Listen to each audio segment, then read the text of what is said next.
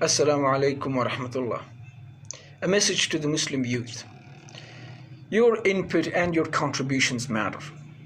You, the Muslim youth, have to realize that it's your job and your responsibility to seize this new era for the Ummah and assert the Ummah's sovereignty.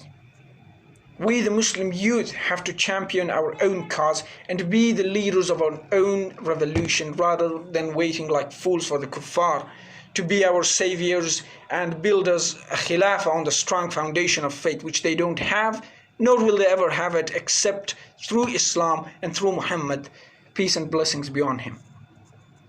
We have to realize that our dreams and our talents, your dreams and your talents, they matter, and that you have to develop new dreams and new talents and new abilities in line with what the Ummah needs and what the humanity needs. The youth must carry the flag of our religion. The Muslim youth must realize their power, and they have to recognize their supremacy and the advantages and privileges that they have over the youth of all other faiths and over the youth of all other ways of life. Wallahi, there is no greater privilege than that of Tawheed, than that of Islam, and that of pure monotheism. The compass of the youth of other faiths, it's pointing in a million different directions and in no direction at all at the same time. Yours is not. You are on Tawheed. The Muslim youth have to realize that your connections and your abilities matter. The Muslim youth must shoulder their responsibilities and realize what abilities and strengths Allah subhanahu wa ta'ala has blessed them with. And that requires some amount of daily contemplation, for which we have to make time. Our youths, we hope, are the ones who will, inshallah, change the course of history for the whole of mankind. And the youth must march towards those great victories and prizes and adventures awaiting them in the path of Allah subhanahu wa ta'ala, and in the footsteps, following in the footsteps of the Sahaba. May Allah be pleased with all of them. And to help the Muslim youth, the older generation also has responsibilities. It's the responsibility of the older generation to recruit and train and tutor the conscientious and talented Muslim youth and help them perform their duties and goal of transforming the Ummah for the better. But we need to remember as Muslim youth that it's not about us. It's about what we have. It's about what we are able to contribute in any way that we possibly can. In this regard, in terms of realizing our dreams and making contributions and exploiting our abilities and talents, all we need to do is focus on that first phase. We need to focus just on that starting phase.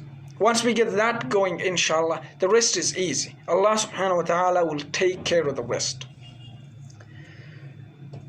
So what do the Muslim youth have to do? First off, the Muslim youth have to become independent, socially, emotionally, and financially. These are the three things. For the Muslim youth, the first and most important thing to do is to become independent, socially, emotionally, and financially.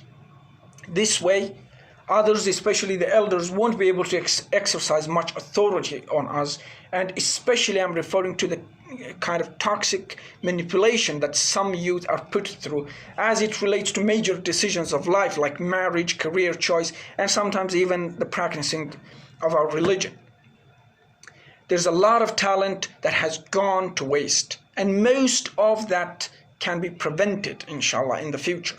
A good deal of that is the result of our own hands, our own habits, and our own relationships. It's the psychological and financial and emotional dependence of the victims and sometimes their quietness that allows for such abuse to arise in the first place and then to continue. This kind of psychological and social dependence on other people, it's not one of the traits of our father Ibrahim alayhi salam. It goes against the traits of all the prophets of Allah. And we have to get rid of this trait. How can we deal with the manipulation and exploitation and humiliation of the Muslims, and especially the Muslim youth? To deal with this, we need to develop the sensors that can detect all the different forms of aggression, all the different forms of violence and disrespect and offense and manipulation that are directed at us. We have to develop the intuition to identify the various attempts at our manipulation. Once we've done that, we can, and we soon will, inshallah, develop the ferocity and courage to deliver counter hits. We have to develop that ghira of an alpha male and female, people who don't tolerate other people just stepping on their toes and walking away, and people who don't let the offenders just slide by, people who keep a strict account of who has done what to who. But we need to ask, what has enabled this manipulation, humiliation, and exploitation and domination of the Muslim youth so far? It's partly the dependence of these inexperienced and innocent youth on the shameless manipulators that has led to the withering of that talent and dreams and decisive actions and amazing plans for the strengthening of the Ummah and the weakening of its antagonists. So whatever the case, there's no other way for us Muslims than for us to develop the attitude of onwards and upwards. Once we've taken lessons from our failures, of which there are plenty, we shouldn't be contemplating over them, or rather over contemplating them. We should focus our attention on the things that we can control. We, the Muslim youth, have to focus on building our portfolio, if only to prove to ourselves that we truly have the right stuff. Material possessions don't solve the problems. It's the competence and the expertise to play with ideas, to develop new tools and techniques, and that's where real honor lies. We have to ask ourselves, where am I? Where is the Ummah? Where is the world? And where do I have to position myself? And how do I have to position myself in a way to maximize the well-being of the Ummah? How do I position myself in a way that would raise the prestige and honor of the Ummah? These are some of the questions that we have to keep on the table in front of us at all times while we're cooking up plans to advance forward. And inshallah, we will advance forward in a systematic and inshallah in an irreversible manner. Material possessions don't solve problems. That's one thing that you have to take from this video. Material possessions don't guarantee a genuine sense of security. All the tools in the world are meaningless without an essential idea and the competence to use those tools that we have at our disposal. Simply hoarding tools is not the way to go.